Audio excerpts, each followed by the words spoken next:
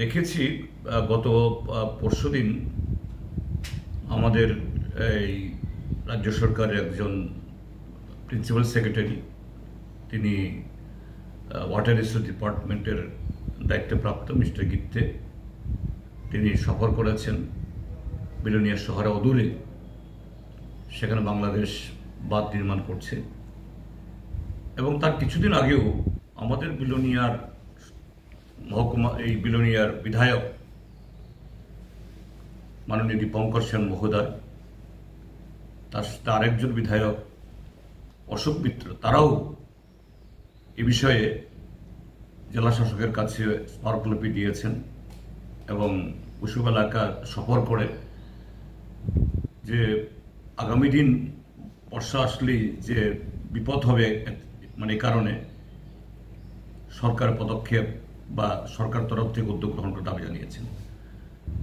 আমি যাকে বলবো যে এটা আন্তর্জাতিক বিষয়, এই ক্ষেত্রেতে যতটুকু না ত্রিপুরা সরকারের ব্যর্থতা বা দুর্বলতা বা এই সম্পর্কে এই খোঁজখবর রাখতে না পারার ক্ষেত্রেতে যে দুর্বলতা, তার চেয়েও বেশি হলো আমাদের দেশের সরকারের।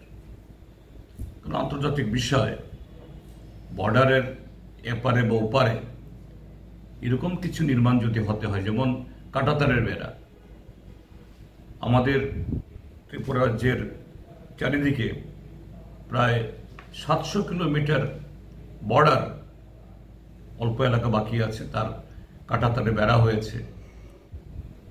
মিনিমাম 150 গজ ভারতীয় ভূখণ্ড, সেখানে 3 ফসলি জমি আছে, চা বাগান আছে, রাবার বাগান আছে এবং সবুজ বনানী আছে।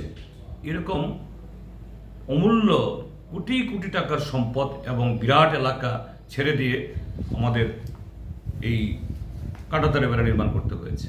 এটাই আন্তর্জাতিক আইন, কিছু করার নেই। তাহলে সেরকমভাবে বাংলাদেশেও যদি এরকম কিছু করতে হয় এবং এমনিতেই বাঁধ না নির্মাণ করেই এই ফেনীর জল কখনো কখনো বিলোনিয়া শহরে উঠে যায়, প্লাবিত হয়ে যায়। আমি গতকালও দেখেছি, বর্ষা এখনো শুরু হয়নি, সামান্য বৃষ্টিতে বিলোনিয়ার হাসপাতালে সেখানে জল ঢুকে গেছে ওয়ার্ডের ভেতরে, এবং ওষুধের যে স্টোর সেখানে জল ঢুকে গিয়ে লক্ষ লক্ষ টাকার জীবন দিয়ে ওষুধ নষ্ট হয়েছে। আগরতলার কথা তো বলে লাভ নেই, যেহেতু এটা অন্য প্রসঙ্গে এখানে বলছি না। তো সেই জায়গায় এটা নিয়ে শুধু একজন অফিসারকে পাঠিয়ে একটু খবর নেওয়া, এতে এই সমস্যার সমাধান ঘটবে না।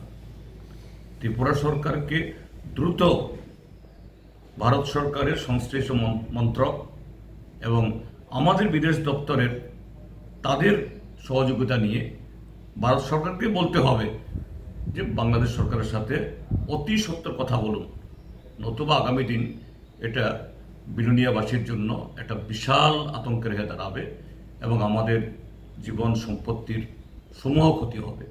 এটা এভাবে শুধু আলোচনা বা কাউকে দিয়ে পাঠিয়ে একটু দেখে আসা হলো, এভাবে ছেড়ে দেওয়া হলে পরে খুবই ভুল হবে।